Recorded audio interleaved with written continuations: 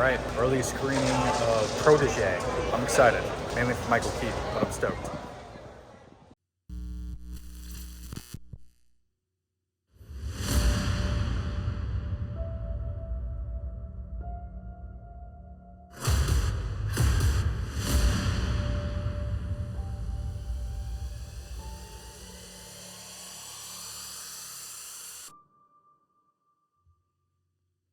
Oh, well, greetings, Earthlings. How the hell is everybody? What's going on? Hey, thanks for checking out the channel. You know, as you know, we do a lot of stuff here like, reviews, reaction videos, all that stuff. But I actually had the opportunity to see The Protege a few days before it actually comes out in theaters. I got a pass, me and the wife, to actually go see Protege last night. I wanted to do a review last night, but it was pretty late. And then, of course, we got in there. We couldn't post anything. We had to turn off our phones and all that jazz. So I do want to do a review. And as you know, if you've seen any of my reviews, I hate star ratings and percentages. Rotten Tomatoes is cool, I guess. But I'm not a fan of percentages. I don't know why. I'm not a fan of percentages or stars.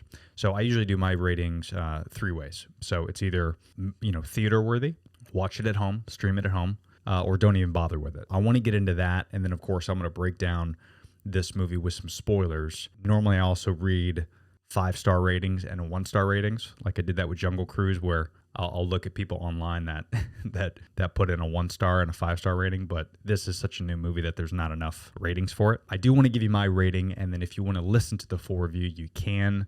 Or if you just want the rating, and then you can get the hell out of here and either go watch the movie or don't, whatever you want. So here it is. Is it theater worthy? Should you just wait for it to stream at home, or don't even bother with it?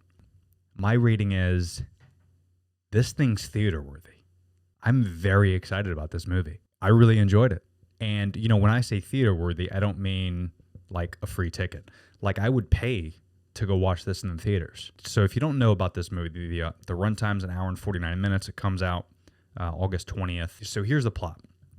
So rescued as a child by the legendary assassin Moody, which, by the way, is Samuel L. Jackson. Hello. And trained her in the family business. Anna, which is Maggie Q. She's a badass. If you ever watched Designated Survivor, that's where I got hooked on her. Anna is the world's most skilled contract killer.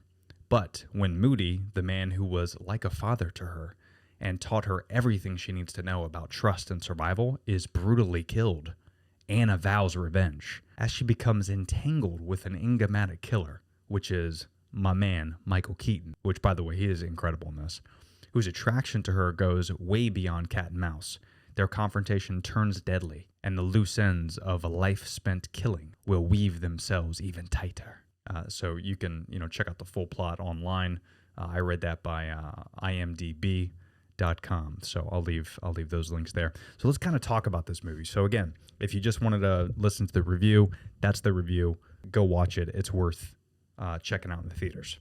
But let's kind of talk about this movie. So to me, this movie, you go in thinking it's going to be almost like I didn't really go in for high expectations because I thought it was going to be like those, garbage movies like that one Charlize Theron did, where she's like a contract killer, and there was a couple other, that were like that.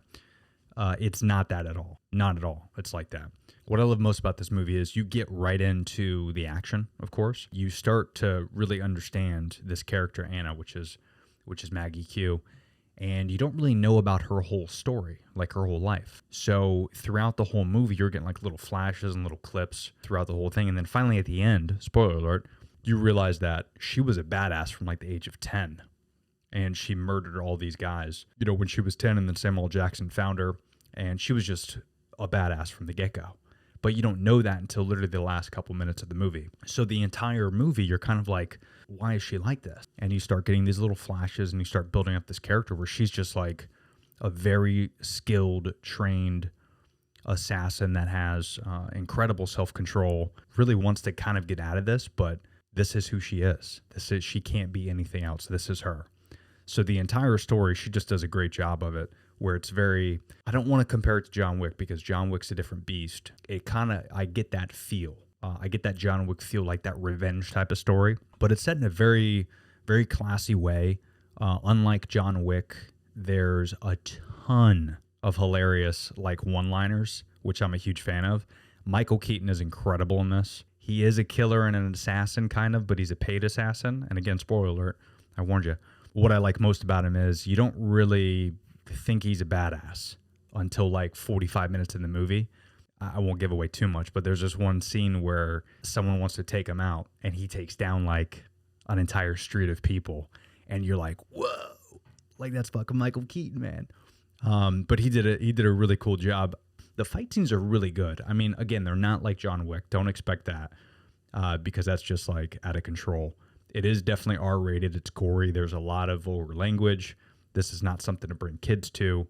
But what I love the most about this, aside from the fight scenes, because the fight scenes were great, the choreography was fantastic in my opinion.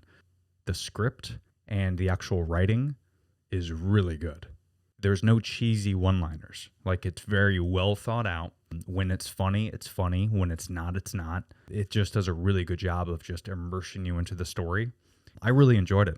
I think it's a great movie. I think it's worth watching in theaters. I also think it's worth watching in theaters because there are some scenes that kind of like, kind of take you back. And I think unless you have like a dope-ass movie theater set up at home, you need to see this in theaters. You know, it's like Quiet Place 2. I did a review on that. You can't watch that at home. That has to be in. So I think this falls in that category. Really great movie. Again, Maggie Q, fucking bravo. Great job. I hope there is sequels. They set it up for a sequel.